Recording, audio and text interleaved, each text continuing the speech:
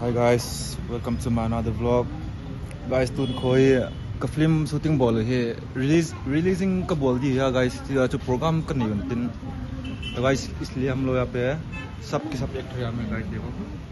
ये actress mummy, ये पिताजी का रोल कर रही है. ये मेरा दोस्त मेकअप आर्टिस्ट. ए मेकअप आर्टिस्ट और एक makeup artist.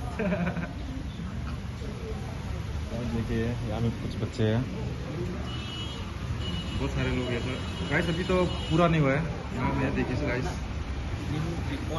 Kevin फोंगसाई director versus सांग बॉय एक्टर.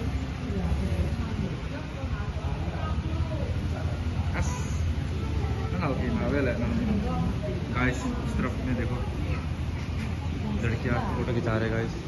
तो मैं लोग पूरा का पूरा इसका डेकोरेशन दिखाता हूँ गाइस. देखिए अभी शाम ही होने वाला गाइस. अभी ये गाइस बात इनको खत